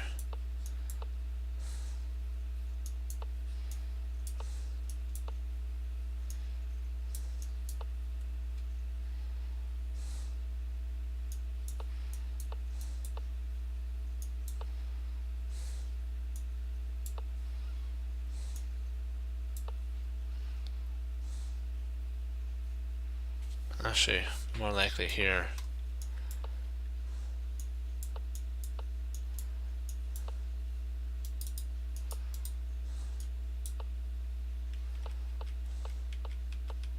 And that's how mate happens.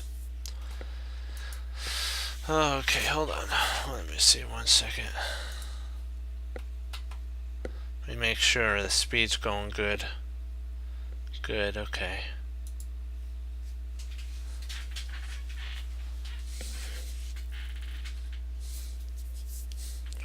So let's see here. What do we got? What we got?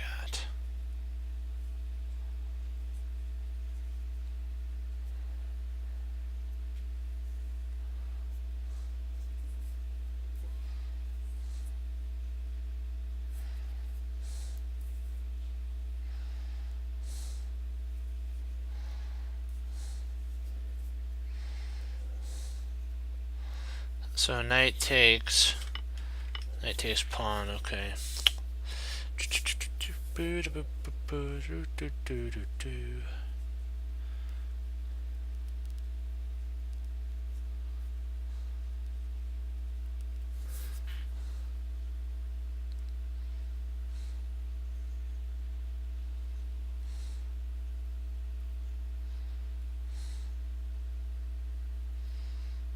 Boy, I was hoping to play this here.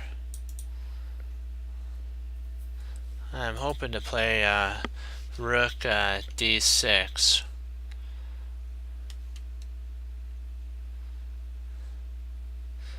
But I think that's a mistake. I think rook d6 is a mistake, though.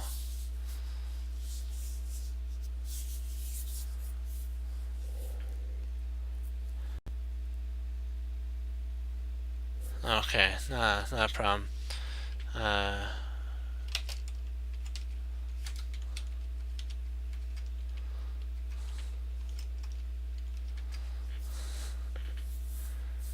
Bye-bye.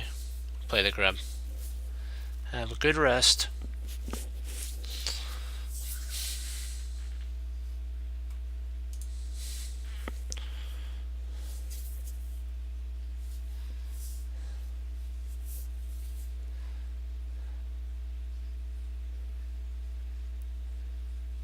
The only concern I have is if rook d6,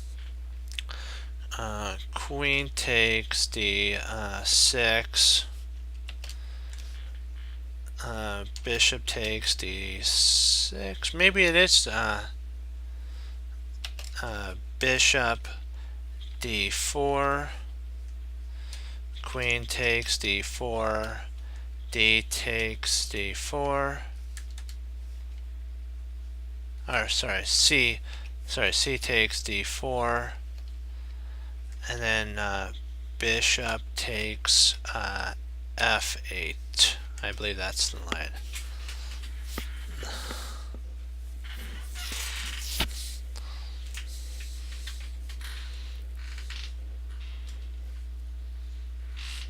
Well, if rook d6, right, and then bishop d4, we have rook takes d7 check, and then if the king moves, so we'll say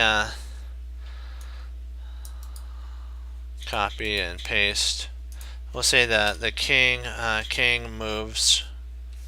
King move. We could play potentially rook takes d4. Rook takes d4.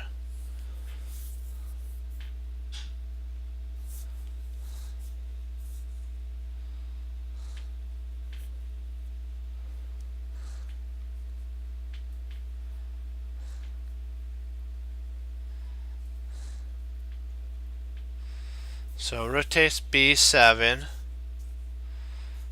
bishop d, and then, but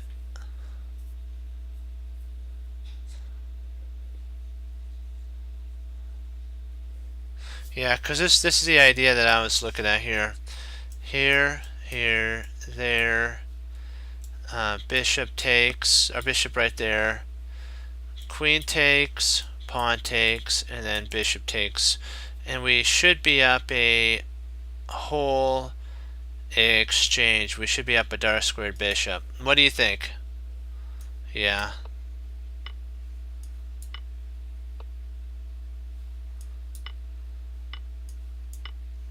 Kaboom. There's also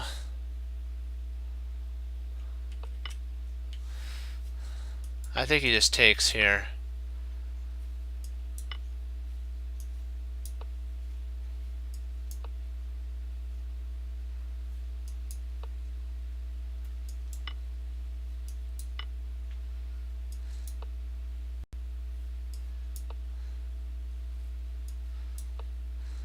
I don't know if we get any advantage. Not a bad move, but I just don't know if we get any advantage. There's also this, and if bishop comes here, we have rook takes, king moves, and then we take there, pawn takes, and then we take the knight, and then we're totally winning.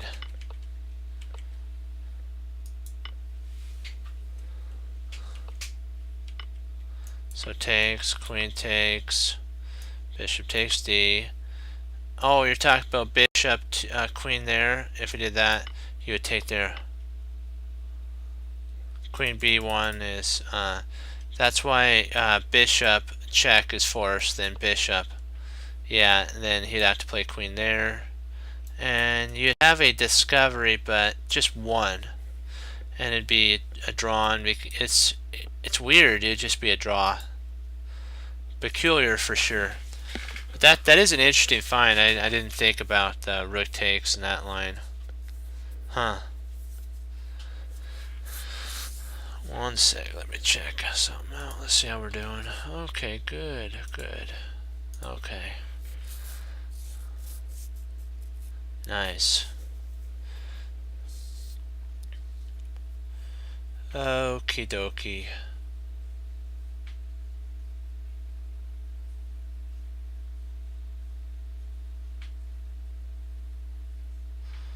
First thing that comes to mind is queen takes d5 check, but I don't know if we can't take the rook.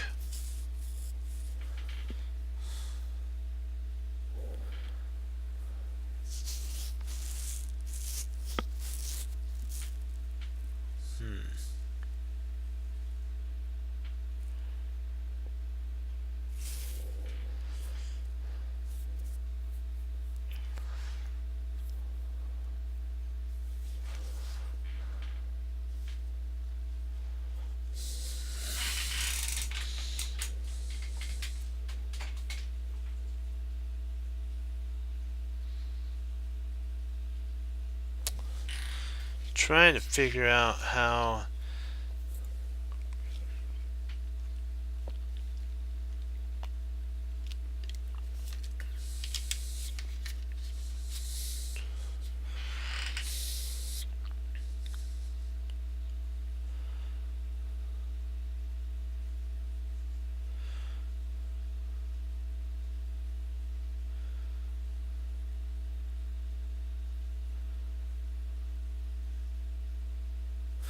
there also could potentially be d takes e5, knight takes e5,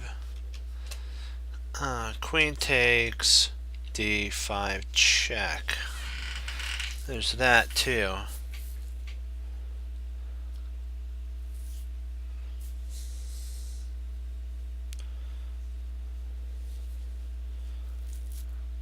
Or maybe rook takes. Oh, my bad. I'm thinking probably let's copy and paste that in. Let's take the queen out and put rook rook takes, but it's not check with a discovery. I'm thinking it might be this. Okay, if we play here, he takes there, and then we play rook takes with a discovery check idea. What do you think? D takes e5?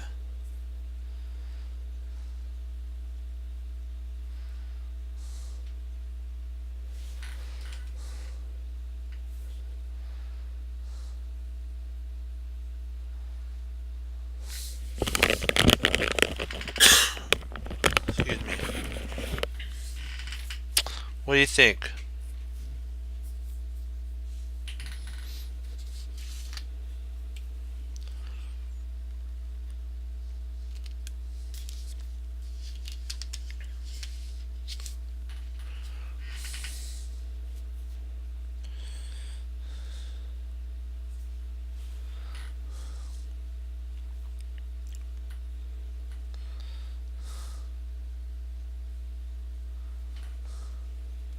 What do you think, Fox?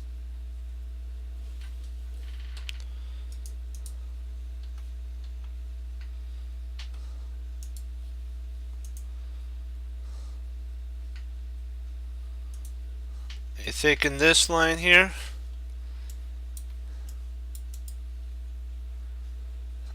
Hmm?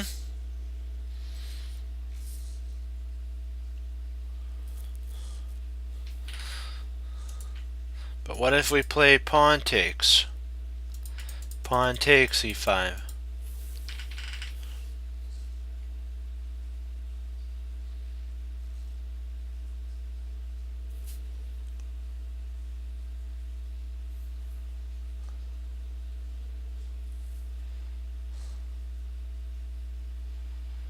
What if we play pawn takes e5 though?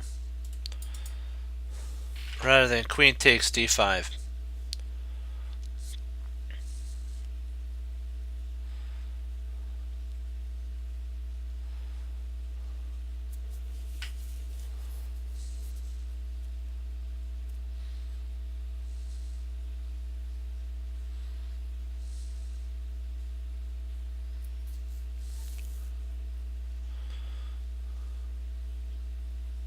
What do you think about d takes e5?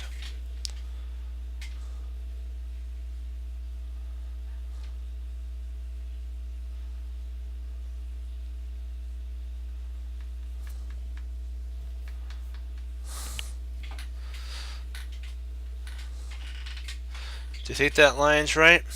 Because I want to make sure. I want to get a second opinion on it.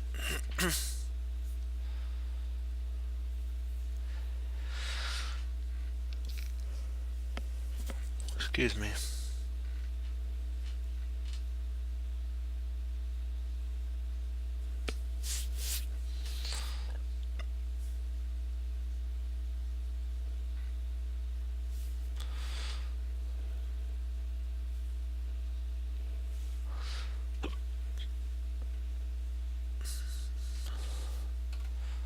Well, let me see if I'm lagging at all. Let me see how far. Just hold on. I just want to see if our connection's okay.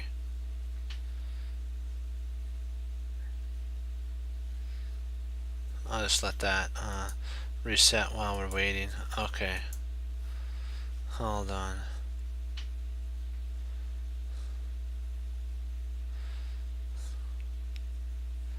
Let's see how the health of our stream's doing. Just want to make sure I'm not lagging.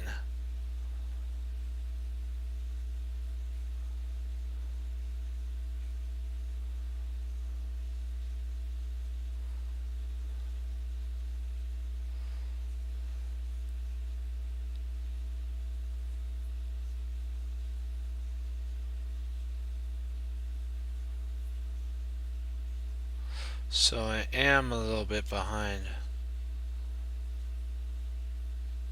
Okay, I'm about 30 seconds lag. Huh. Not 30 seconds, maybe about 3 seconds.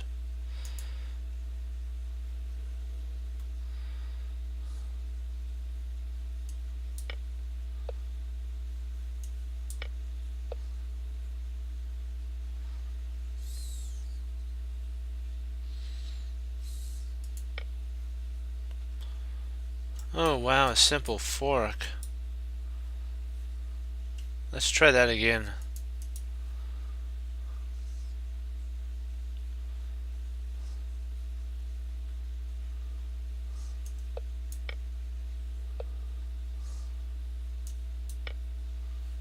Wow, that was simple. We didn't see that. Okay. We'll do one more. Come on, one more, and then I gotta log off. Come on. We're up a whole piece, and well, I'll show you. We missed the simplest move. It's like, boom, right there, and we're up a whole piece at that point.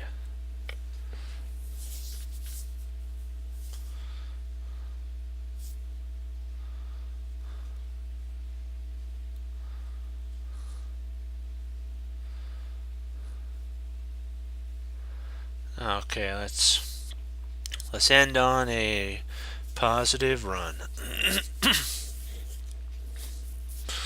See here.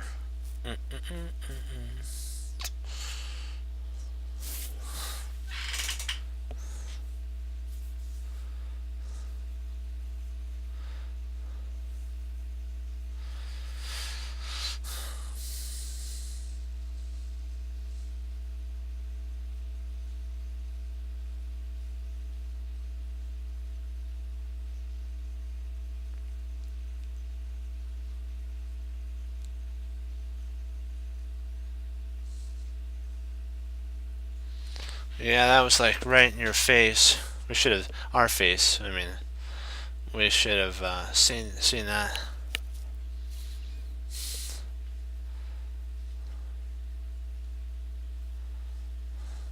Or we should say our screen, right in our screen. That would have been a joke. That's a good kind of funny joke.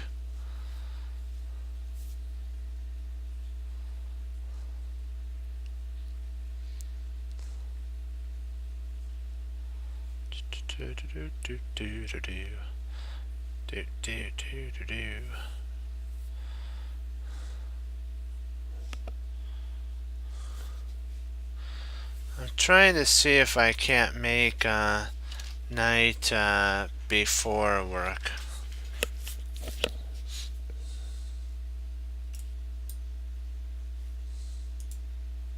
Oh, I think we need a take first, though.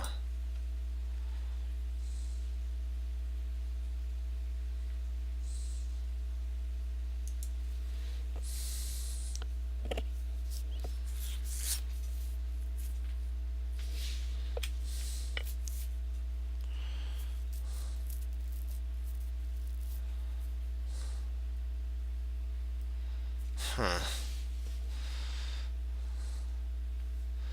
If oops. If bishop, if G takes H6, what do we have there?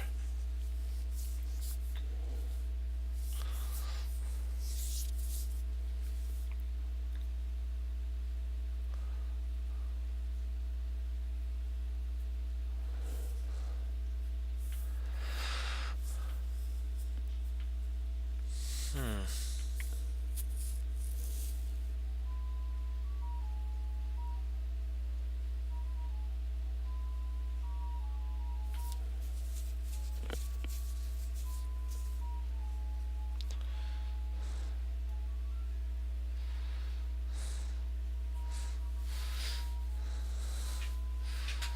What do you guys think? G takes H6?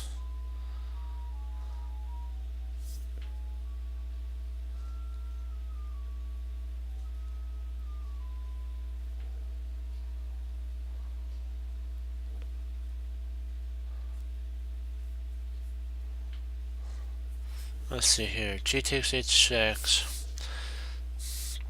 So G takes H6, bishop check, king goes over.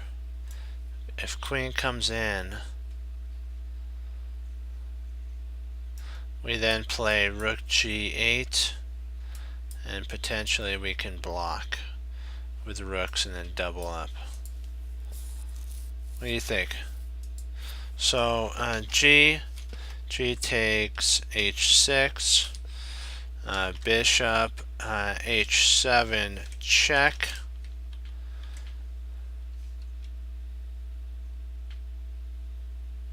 Takes a bishop H7 check. King H8. Queen to G6, and then rook G8.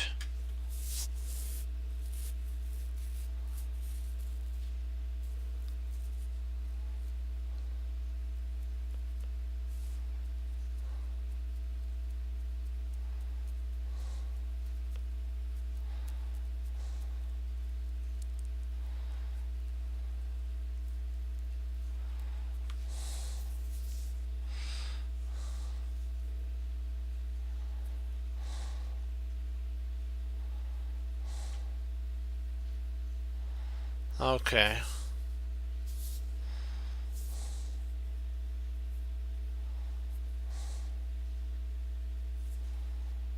We could flee the other way.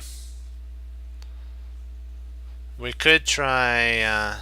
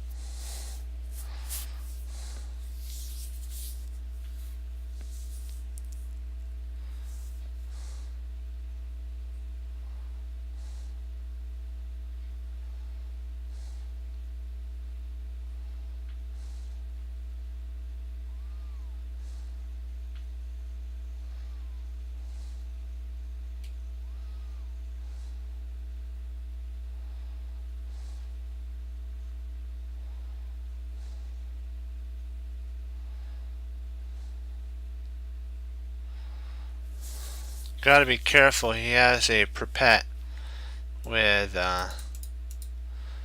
queen to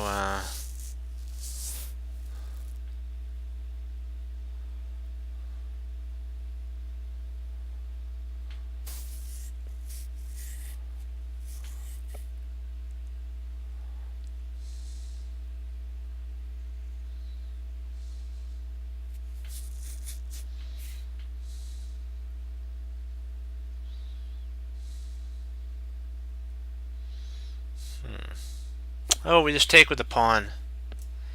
And then we block the perpet. D takes c6. D takes c6. And then when queen goes there, we just slide our queen over.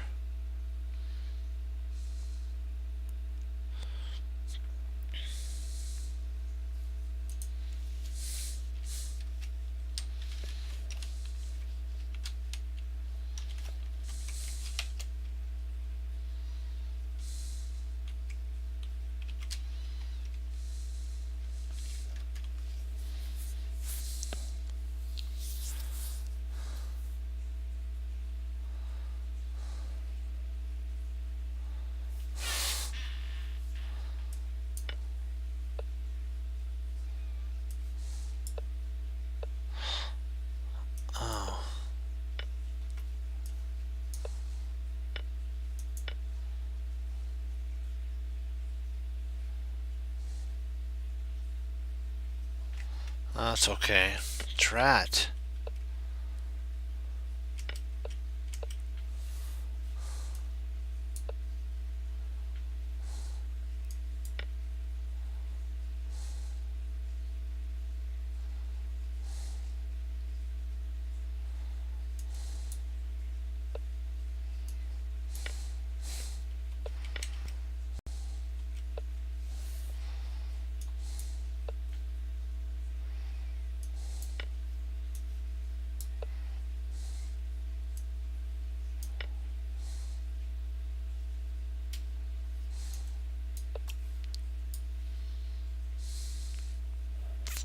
I missed that. That's okay. We'll call it here. You know what?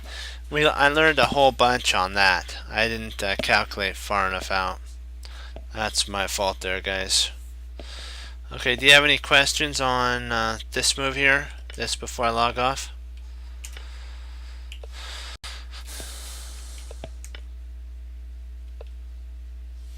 You have any questions? Let's just take a look at some. What would happen if he played here? I know that's what you're probably going to think.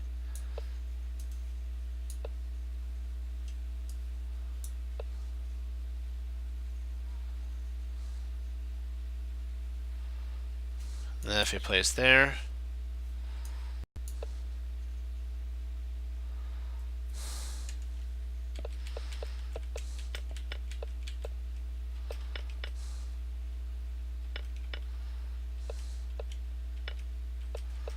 Yeah, that was my, yeah. Yep, exactly. Do you have any more questions on any of that? Yeah.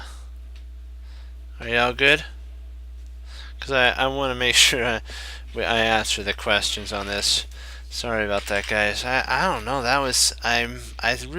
I should have calculated because I was trying to make this work. I didn't even think of king to h8. I need to slow down even on the moves that could be the right moves and make sure that even those moves are correct. That taught me something.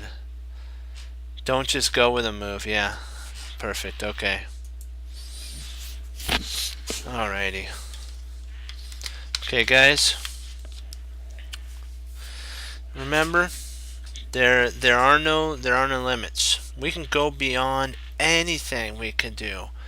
You can do. I know you can. You can go the distance. I know you can. you know what? There are plateaus though. So we can go as far as that plateau is. But then we have to make a decision. Do we want to stay there? So don't stay there. Keep moving forward. Keep pushing on upward. Go beyond it.